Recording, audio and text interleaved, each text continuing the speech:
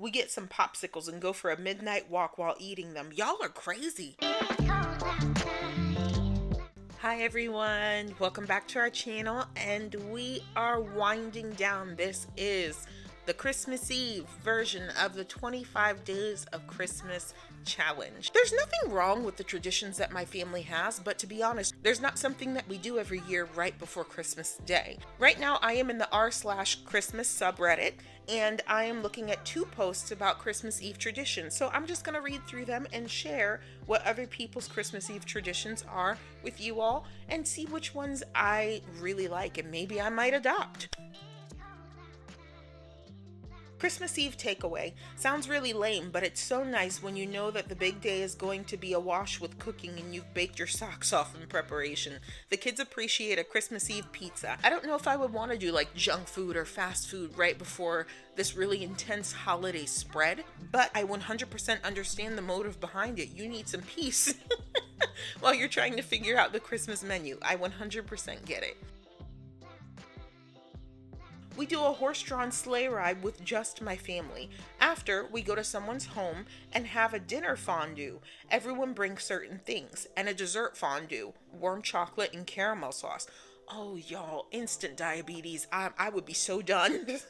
For the rest of the night, we play cards, talk, and before the night comes to an end, everyone gets to open one small present.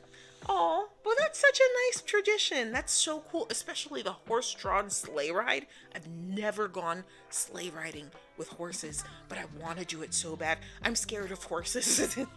I'm sure you're not surprised. I'm scared of bugs. I'm scared of horses. The whole gambit, like the whole thing.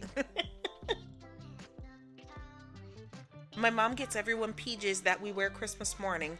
You know what? That is something that I do want. I like PJs a lot. Excuse me.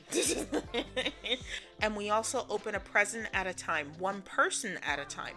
I like that approach because then not everybody's just over in their corner like squirrels with nuts just taking their own stuff, but you're taking the time to appreciate what every person has. That's really nice. I actually want to do that. We also make homemade cinnamon rolls on Christmas morning. Oh my gosh, that house has to smell divine. My family always piles into the biggest vehicle we have and drives around listening to music and looking at lights. Sometimes we head toward where we know the biggest attractions are, and sometimes we just drive down random roads and through neighborhoods admiring the things we wouldn't have normally seen. That's kind of cool. I don't know if I would be able to handle doing that though, because it's just like it's a lot to be away from home and then like people on the road and accidents, and I don't know. I'm a chicken. If you can't tell, I'm a chicken. We have a Christmas Eve get together at my grandfather's house. We hire a guy and his wife to come dressed as Santa and Mrs. Claus, and they hand out everyone's stockings after you take a picture on his knee. This goes for everyone, 0 to 65 years of age, 30 plus people. The little kids love it. That sounds like so much fun. I cannot. I absolutely would not sit on anybody's lap though, because again, chicken, not doing it. As an adult, I visit my girlfriend's family where we all exchange gifts and have Christmas Eve supper. That sounds nice. Then we come home and sit on the couch with a glass of eggnog, some chocolate candy, and watch It's a Wonderful Life, followed by the black and white Christmas Carol with Alastair Sim. That sounds really nice. You guys sound cute. Our family always had a large open house on Christmas Eve. The years that it was really big, there were probably around 30 to 40 people that came and went throughout the course of the night. My mom always made all the food: turkey, ham, kielbasa, cheese trays, various dips, etc., and placed them all on the table for the party. At the end of the night, she just covered everything and put it in the fridge, and the next day she just warmed it all up. Not after COVID, ma'am. We didn't have a formal Christmas dinner. Everything was just on the table in a buffet style, and we would just pick up food when we got hungry. Unfortunately, in my home with my mom gone, the open house is now a thing of the past. But every year when I host Christmas, we have the Christmas buffet. My husband's family was a bit skeptical of it the first year I hosted, but now everyone really enjoys it. That's really nice that you got to keep part of that tradition. I personally can't imagine opening my home to like 30, 40 strangers and just letting them walk around and eat. Oh, I would be so anxious. I can't. Something my parents did that I am insanely jealous that I wasn't able to convince my wife to do was that all the gifts from friends and relatives were wrapped, but all the ones from Santa weren't.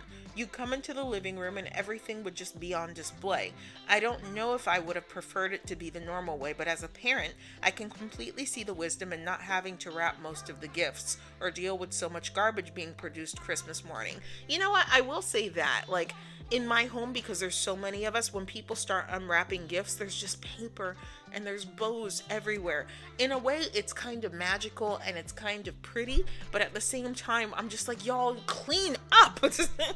We also did a thing where you get to pick one present from under the tree the night before to open. Also, a cake for breakfast, because you know it's Jesus's birthday, right? Yo, for breakfast? Like, I understand. We have Jesus cake, and yes, we do call it Jesus cake. But not for breakfast. Oh, my Lord. My teeth. My teeth. On Christmas Eve during the day, we bake and watch all the animated shows and put together Christmas puzzles and just relax. Oh, Christmas puzzles sound so good.